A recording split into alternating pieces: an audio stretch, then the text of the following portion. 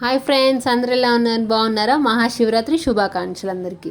ఇవాళ మనం చేసే డిష్ వచ్చేసరికి గుత్తి వంకాయ కర్రీ అనమాట. చాలా చాలా బాగుంటుంది.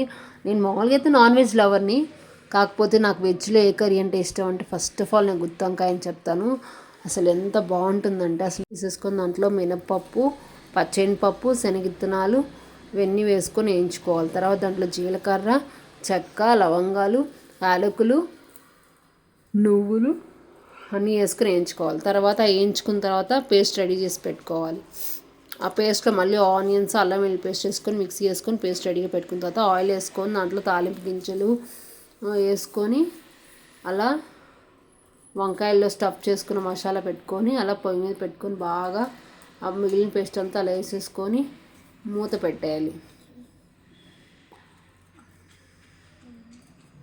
కావాలంటే మీరు దాంట్లో టమాటా వేసుకోవచ్చు, నేను టమాటా వేయలేదు. కానీ దీంట్లో మెయిన్ వచ్చేసరికి నువ్వులు, జీడిపప్పు కూడా ఉంటే జీడిపప్పు వేసుకోవచ్చు.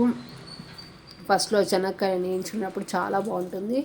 నేనైతే ఫస్ట్ టైం ట్రై చేశాను. ఇది చాలా చాలా బాగా వచ్చిందనమాట. ఎలా వస్తుందా అని చెప్పి డౌట్గా చేశాను, కానీ ఇంత బాగుంటుందా అనిపించింది. ఈసారి మాత్రం ఫుల్ రెసిపీ నేను మీకు క్యాప్చర్ చేసి పెడతాను ఖచ్చితంగా.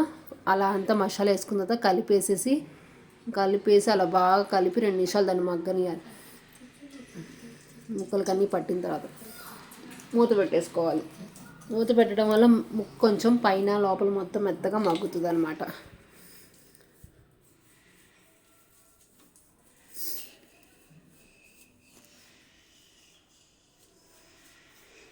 అలా అసలు అది ఉడుకుతుంటే స్మెల్ వస్తుంది, అసలు గుమ్మగుమ్మలాడుతుంది అసలు స్మెల్ అయితే.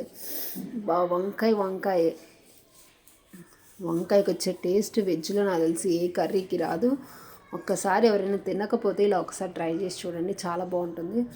ఇంకా తర్వాత ఒక 2 మినిట్స్ బాగా మగ్గిన తర్వాత దాన్ని మనం మిక్సీలో మిగిలిన పేస్ట్లో కొంచెం వాటర్ పోసుకొని తిప్పుకొని అలా దాంట్లో కలుపుకోవాలి. వేసేసి మూత పెట్టేసుకోవాలి. తర్వాత అలా ఆయిల్ పైకి తేలిద్ది బాగా మగ్గిన తర్వాత. అదంతా చిక్కుపడిన దాకా ఉంచుకొని ఒకసారి బాగా కలిపుకోవాలి. మీకు గ్రేవీ కావాలంటే కొద్దిగా వాటర్గా ఉన్నప్పుడే దించేసుకోవాలి, కానీ నాకు కొంచెం పులుసు వద్దు, కొంచెం గ్రేవీ టైప్లో కావాలనుకుంటున్నాను. అందుకని చిక్కపడిన దాకా ఉంచేసి దాని తర్వాత దాంట్లో కొంచెం గార్నిష్ కొత్తిమీర వేసేసి ఇంకొకసారి తిప్పుకోవాలి. ఇంకా తిప్పుకున్న తర్వాత స్టవ్ కట్టేసుకోవాలి. ఇప్పుడు వేడి గుత్తి వంకాయ కర్రీ రెడీ అయిపోయింది. Please subscribe my channel.